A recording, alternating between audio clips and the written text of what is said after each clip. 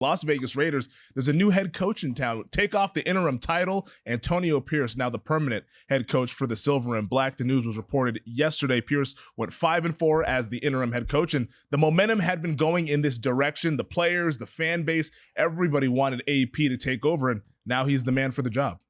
Yeah, he got the job, and look, it was with the support of the locker room, which wasn't the case for Josh McDaniels. They kind of, the players were upset with how things were going there, and Pierce came in and was able to get the wins. And I think, to me, it was winning 5 games. I'm not sure that team was really talented. I think the unsung hero in all this, who really Antonio Pierce owes a debt of complete gratitude to, is Pat Graham.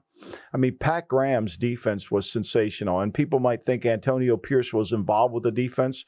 As the linebacker coach, I'm sure, but this was Pat Graham's defense, and Pat Graham did a wonderful job of fixing the defense, cutting down. I mean, he spent the offseason with McDaniels trying to figure out how can they improve. They've added some key components to the team, and they were able to play a little bit of bend but don't break early in the season. And then as they kind of got more confidence, they were able to attack it. They still need corners, but I think Pat Graham is really the reason why Antonio Pierce was able to get over that hump, right? I mean, the defense played well. Look, let's face it, in Kansas City, they get 14 points alone. The offense struggled. I think had they probably made a change at quarterback in the Minnesota game, the 3-0 game, we might be talking about them as a wild card seed. So congratulations to Pierce.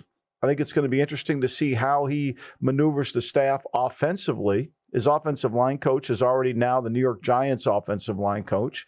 And so there's going to be a lot of changes within offense. I expect Marvin Lewis to come in. Tom Coughlin is helping Antonio Pierce develop into a head coach, which I think is a really good thing. I think a lot of young head coaches need senior mentorship. And I think having Coughlin in his ear is going to be a good thing for Raider fans, and for Antonio Pierce's development. The question is going to be who's going to be the general manager. We know Champ Kelly has interviewed. He's well liked within the building. I think Ed Dodds, the assistant general manager of the Indianapolis Colts, is well liked. He finished second last time.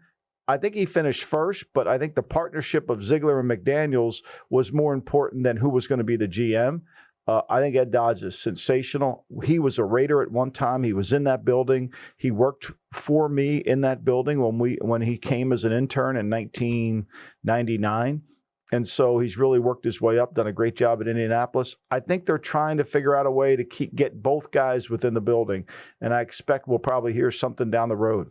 Yeah, Tashawn Reed, who covers the Raiders for The Athletic, went ahead and said that owner Mark Davis originally stated that he'd preferred to hire a GM before the head coach, but that changed during the process. You mentioned Ed Dodds. They also interviewed, of course, Champ Kelly, the interim GM, Terrence Gray, Tom Telesco, the former Chargers general manager, Trey Brown, and then Kelly Klein Van Callaghan. So they've done a number of GM interviews here, but it's curious that they went ahead and It's either going to be Dodds, it's going to be Dodds and Kelly, or it's going to be Kelly.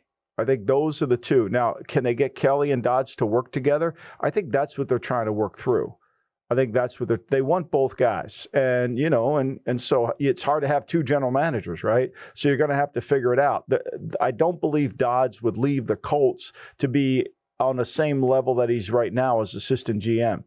And so they're going to have to figure out how that all maneuvers itself and what goes into place. I do know that Pierce's agent and Dodds' agent are the same person, so I'm sure he's got support from all over the building.